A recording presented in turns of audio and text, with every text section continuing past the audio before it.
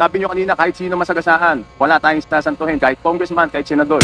Eh kung ang congressman hindi pa pwedeng maging resource person at hindi natin pwedeng pa-testify under oath, eh di ibig sabihin sa usapang to, exempted ang congressman. Paano nagkaroon ng insert? Under the name of Congressman Saldico, ang insertion sa BICAM as proponent siya is 13,803,693,000. And we do not want to invite him as a resource person. Pakialam sa pre-audit, I'm not asking you about the pre-audit. Meron kayong post-audit eh. Yes, Your Ito Honor. nangyari, ghost project eh. Opo. Tapos na tapos pero walang nangyari. Ang tinatanong napakasimple lang, paano nyong inaudit yung ghost? Bago po bayaran ng COA yan, pipirma ang resident auditor. Yan ang nangyayaring investigasyon ngayon dyan sa Senate hearing ng Blue Ribbon Committee. Makikita natin na medyo habang tumatagal na ginagawa nila ito, mukhang marami na talaga yung mga tinatamaan. Nandyan na yung mga kontraktor na lumabas, lumantad. Yung iba, hindi nagsasalita. Yung iba naman, talaga makita natin kung paano sila namumuhay samantalang ang pera ng kaban ng bayan nawawaldas lang pala. At syempre, yung ating bida, ang ating Senator Rodante Marcoleta. Yan ang pag-uusapan natin sa araw na ito. Pero syempre, bago tayo magsimula niyan, shoutout muna sa lahat ng mga viewers, subscribers at mga non-subscribers. Kung hindi pa kayo nakapag-subscribe, pindutin nyo na yan, yung kulay-pula dyan, para naman po dumami tayo rito. At syempre, pag mas madami, mas masaya. Tuloy-tuloy tayo rito. Exciting ang ating pag-uusapan ngayon. Napakagandang topic ito sapagkat sa una nating mga upload, lalo na yung upload natin kahapon, grabe yung payong pa lang. 58 million na ang halaga pero may libreng Rolls Royce. Saan kayo nakakita ng ganon? Kaya pag-uusapan natin ngayon tungkol dito sa pag-iimbestiga ng chairman ng Blue Ribbon Committee. Walang iba kundi si Senator Rodante Marcoleta. Pero bago yan, syempre, bati muna tayo ng isang magandang umaga po, Luzon, Visayas at Mindanao. At syempre pa sa mga kapatid natin, mga kababayan natin na nasa iba't ibang panig ng mundo. Magandang umaga, magandang tanghali, magandang hapon, magandang gabi po sa inyong lahat dyan. Kamusta na po kayo? Nandito naman po ang inyong lingkod, Boss Rick Reaction TV, na magbibigay sa inyo ng mga impormasyon, magbibigay sa inyo ng katuwaan, kasiyahan, lalong-lalo na po sa panahon ngayon. Laga na po ang kaguluhan sa ating kapaligiran. Kailangan natin ma-neutralize yung mga ganyang nangyayari para naman hindi tayo may stress. Kasi kagaya ng iba, nai-stress na. Lalo pag nalaman natin na ganyan pala karami ang pera na napupunta doon sa mga corrupt na mga opisyal ng ating bayan. Ang pag-uusapan natin ngayon, kagaya ng sinasabi natin, itong si Senator Rodante Marcoleta. Habang tumatagal itong investigasyon ng Blue Ribbon Committee, lumalabas yung mga taong kumukontra. Ibig sabihin, bumabagal yung pag-iimbestiga ng ating chairman ng Blue Ribbon sapagkat may mga lumilitaw na mga obstruction, may mga hindrances, may mga obstacles, may mga reklamo tungkol sa kanyang pamumuno. Unahin natin itong mga senador na kasama niya. Nandyan si Kiko, Mang Kiko Pangilinan. Nandyan si Senator Ping Lacson. Nandyan si Senator Rapi Tulfo at kung sino-sino pa. Ito yung pag-uusapan natin at tatalakayin natin, bigyan natin ng reaksyon. Itong mga ginagawa nitong mga senador na ito na kumbaga hindi makakausad yung investigasyon sapagkat may mga humahadlang. Unahin natin itong si Kiko Pangilinan. May bagong issue ito. Kung maalala ninyo, binira ni Senator Rodante Marcoleta sa programang Saganang Mamamayan. Itong si Senator Kiko Pangilinan sapagkat mayroon na nga siyang committee na pinangungunahan at nag-request siya, nag-apply siya, nagsabi siya kay Senator Rodante Marcoleta na kung pwede ba ako maging miyembro ng Blue Ribbon Committee. At syempre, pinayagan naman ni Senator Rodante Marcoleta. Sa madaling salita, miyembro siya ng Blue Ribbon Committee. Ang problema, eto na. Nung nandun na siya, naging miyembro na siya, mayroon siyang naisip na pamamaraan para gumawa ng sariling investigasyon. Yun yung tinatawag niyang independent panel na ang mga kabilang doon ay mga dating ombudsman na kagaya ng sinabi ni Senator Rodante Marcoleta, mga kakulay niya rin naman. Ano ang ibig sabihin nito? Para sa akin lang ito. Total, reaction tayo dito. Opinion ko ito. Depende na sa inyo kung anong opinion ninyo. I-comment ninyo dyan sa baba. Para sa akin, isa itong pampabagal. Kumbaga, humps. Nakakita na siguro tayo ng humps, di ba? Pag may tumatakbo tayo sa kalsada, lalo na sa mga barangay or subdivision, magme-minor ka. Hindi ka pwedeng tumakbo ng dire-diretso. Hindi ka pwedeng sagasaan mo lang yan sapagkat may hams. Ibig sabihin, kailangan mong pumreno. Eto yon. Kaya natin sinasabi yan para maintindihan ng mga ob-ob na hindi natin alam kung bakit sila nagkakaganito. Eto na nga, nandyan na.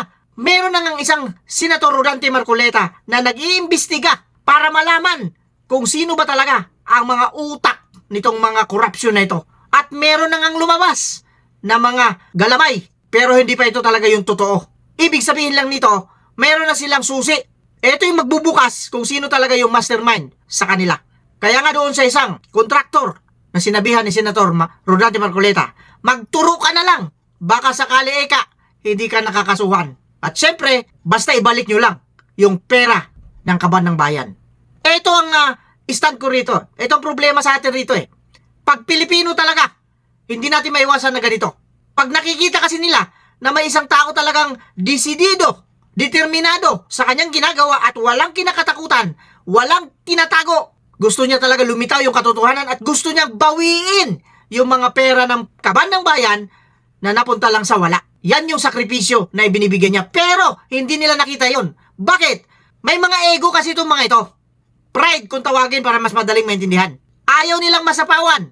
Gusto nila sila yung bida-bida. Eto yun. Eto yung sinasabi na. Bakit kasi hindi na lang kayo makipagtulungan?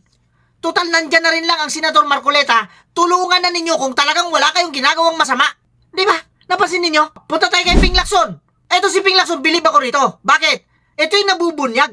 Simula pa noon, nung nandyan siya sa Senado, binubunyag niya yung mga katiwalian. Ang problema, hanggang bunyag lang ito. Kaya ito si Boy Bunyag. Ang problema nito, pag translate mo sa Bisaya, iba ng pakahulugan. Boy Bunyag. Bunyag ka lang ng bunyag. Wala ka namang ginagawang aksyon. Anyari sa mga binubunyag mo? Ang dami mong binunyag eh.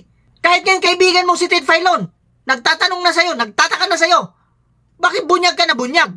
Ayaw mo na mailabas, ayaw mo na maimbestigahan. Alam lang naman tao. Sinasabi mo lang sa mga tao na may ganitong nangyayari na hindi maganda. Pero hanggang dun lang. Ang gusto ng mamamayang Pilipino, magkaroon ng aksyon. Magkaroon ng resulta doon sa binubunyag mo. Halimbawa, para maintindihan talaga ng lahat. Halimbawa, may nakita akong magnanakaw. Para mas madaling maintindihan. Ano ang gagawin ko? Of course, isusumbong ko. Isusumbong ko doon sa ahensya ng gobyerno na siya yung manghuli. Diba? Hindi yung nakita mo ang magnanakaw. Wala kang ginawa. Pero nag-privilege speech ka, pumunta ka kung saan, inimbita ka kung saan birthday, pumunta ka rin, nagsalita ka. Walang iya may nakita ko magnanakaw. Ano ibig sabihin nun? Pabida ka lang. Pabida-bida ang tawag dyan. Nakita mo na eh, pero wala kang ginawa. Eto yun, si Senator Ping Lacson. With all due respect po, Senator Ping. Sapagkat ilang beses na po kayo pabalik-balik dyan. Simula ng Chief PNP kayo, pagkatapos nyo sa serbisyo ninyo bilang siyang Chief PNP ng Philippine National Police. Umakyat kayo, naging senador kayo agad. Ganyan ang ginagawa ninyo. Puro lang pang-ungkat. Walang investigasyon na nangyayari. Mayroon yung iba naman dyan. Kagaya nila, Senator Risa Hontiveros. Puro imbestiga lang din ito. Investigasyon. Ano rin nangyari sa mga inimbestigahan ninyo? Kamusta si Alice Goo? Napansin ninyo? Kamusta yung mga inimbestigahan ninyo? May follow-up ba? Wala eh. Kayo lang nakakaalam sa mga nangyayari. Ito yung sinasabi natin dito eh. Dahil sa napakainit ng issue natin, pinagpapawisan ako sapagkat mainit nga yung ating topic ngayon. Ilan lang yan sa mga senador na kumukontra. Ayaw lang nila pahalata na talagang kontra sila. Bakit hindi nyo na lang sabihin, itigil na lang natin ito? Mas maganda pa, Senator Marcoleta. Kasi walang mangyayari dito eh. Bakit? Hindi kasi kami papayag na magtuloy-tuloy ito. Gusto namin independent body ang mag-imbestiga. Ombudsman. Hindi tayo na mga senador na halal ng taong bayan. Bakit? Kasi may tinatago tayo eh. Yun ang ibig sabihin ng mga ito. Meron na, Joel Villanueva. Imbis na membro ito ng Jesus is Lord. Anong sabi nila? Kasi nga taga Bulacan. At habang nagpa-party siya, baha doon sa labas. Pero sila, haya-hayang buhay. Ito yung sinasabi natin. Kagaya nito, Pamilya Diskaya. O, may papanood ako sa inyong video ito. Panoorin lang nyo kung gaano mamuhay itong mga hinayupak na ito. Nandun lang yung bahay niya raw kasi third floor. Para makababa yung kanyang mga anak para lumamon. Anong gagamitin? Eto, panoorin ninyo, saglit lang ito. Tignan ninyo kung anong magiging reaction ninyo. Nabubulol talaga ako eh. Kung anong magiging reaction ninyo dito. Eto, panoorin natin. Saglit lang ito. O, Diskaya, pasok! We have a paging system. So, para tawagin yung mga anak ko kasi minsan ang hirap tumawagin. This is 3 floors up. So, pipindutin mo lang to. Tapos, i-announce na lang kung kakain na o hindi. Yan. So, bababa na yung mga yan. Tignan ninyo. Nasa third floor kasi yung mga anak ko. para makababa sila, para lumamon, magpipage lang, intercom. Akalain ninyo, hindi pa natin nalaman kung baka mamaya pagbaba nun, elevator pa pala. Wala na mga exercise ang mga anak nito. Kaya mga pungkol na ito kung tawagin namin sa Bisaya, mga pungkol. Wala na silbi ito, bakit? Lahat utos. Pag kumain niya siguro may tagalagay pa yan ng ulam sa kanin, sa plato. May tagalagay ng kanin, may tagalagay. Baka pag humigop na sa buyan, may tagaano pa na yaya. Alam niyo, hindi na gumagalaw yung kanyang mga kamay.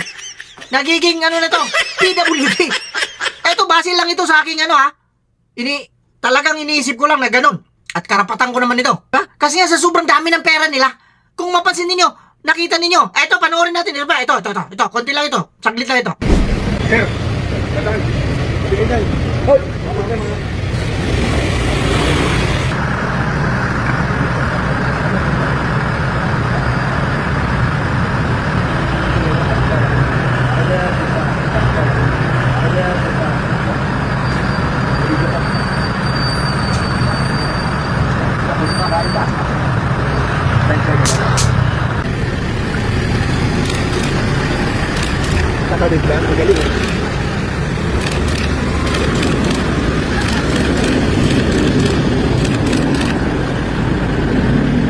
Ayan, nakita ninyo yung parking area ng kanyang bahay. Di ba sinabi ko kahapon sa video ko? Kailangan niya magkaroon pa ng 4 na bahay para magkaroon siya ng tig-7 na sasakyan. Pero hindi pala. Talagang, sabi nga ni Senator Estrada, parang SM ang parking nito. Akala niyo yung parking nakita niyo, di ba? Aluwang. Kasi nga, ang dami niya sasakyan. At hindi lang basta-basta sasakyan, talagang luxurious car. Paano kaya paano kaya sabihin ito ng mga of ng mga vloggers? Luxurious car. Talagang hirap na hirap ako. Pinahirapan niyo ako. Nakuha na ng Bureau of Custom ang 12. Di umano ng mga sasakyan nito. Nasaan yung iba? Kasi nga, ito rin si Senator Jinggoy, hindi rin masyado maalam pagdating sa pagtatanong. Nakikarried away. Imbis na dapat na tanungin niya lahat ng mga sasakyan. Yun sana ang tanong niya. Ganyan ang nangyayari sa bayan natin. Kaya tayo, mga kababayan at mga boss, mga kapatid, may magagawa tayo rito. Ano magagawa natin, boss? Hanggang ngak-ngak lang tayo rito. At least, nailabas natin yung ating sama ng loob. Hindi yung kikim-kimin lang natin. Ilabas ninyo dyan sa comment section. Isa yan sa pagpapahayag natin ng ating karapatan. Freedom of expression. Ito nga, itong mga politiko na ito ng mga sangkot, may hamon pa. Ito pala, may hamon. Si Toby Chanko ng Nabotas. Bakit hindi natin ipatawag ang dapat, kahit congressman pa yan, kahit sino pa yan, dapat ipatawag din natin. Nagbanggit siya. Eto, may video tayo rito. Para sigurado, panoorin na lang natin saglit lang. Saglit lang ito. Mr. Chair, yun na nga ang problema, no? Nung unang ginawa to, I was against it. How can we investigate ourselves? That is the primary question. So kung ang isang congressman, sabi nyo kanina, kahit sino masagasaan, wala tayong sasantuhin, kahit congressman, kahit senador. Kung ang congressman hindi pa pwedeng maging resource person at hindi natin pwedeng pa-testify under oath, di ibig sabihin sa usapang to, exempted ang congressman. So paano tayo mag-iimbestiga? Paano tayo? Number 1. Number 2, Mr. Chair, here is the USP. Sinasabi, paano nagkaroon ng insertion? Under the name of Congressman Saldico, ang insertion sa BICAM as proponent siya is 13,803,693,000. And we do not want to invite him as a resource person. Mr. Chair, sorry. Comsec, can you show this? Para lang Yeah. sabihin. Mr. Chair, with due courtesy. Wait, I have the floor. Yeah, I have the floor. Yeah, but I have Mr. the floor. No, Mr. I Chair. have the floor. Just to, on the I have record, the floor. On the record, Mr. I Chair. have the floor. We did not refuse to I have invite. the floor. No, ayan. Di ba? O bakit hindi patawag si Saldico? Ngayon, mayroon namang nagrereklamo. Bakit daw ipapatawag si Saldico? Samantalang, noong investigasyon nila kay BP Inday Sara, atat na atat sila na ipatawag si BP Sara doon sa Tuadcom. Pero ito, kung sino ito ipapakita ko sa inyo. Yan. Nandyan. Yan. Kilala niyo yan. Si Prinsipe Atras Abante. Di ba? Napasin niyo? Ayaw niya ipatawag si Saldico. Talagang mas matindi pa pala ito. Kung isipin natin dito, sa sukat ng ating nalalaman, ibig sabihin, mas VIP pa ito sa BP President, sa BP Inday Sara. Samantalang, congressman lang naman ito. Di ba? Napansin niyo?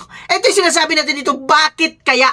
Bakit kaya? Kayo na po ang humusga, mag-comment po kayo dyan sa baba, libre po kayo rito mag-comment. With that, kagaya na sinasabi natin dito, mag-iingat po tayong lahat, at sana po, nabigyan ko kayo ng kahit na konting kaligayahan sa pamamagitan ng video na ito. With that, kagaya na sinasabi natin dito, mag-iingat po tayong lahat. Pwede lang sa mga taong ob.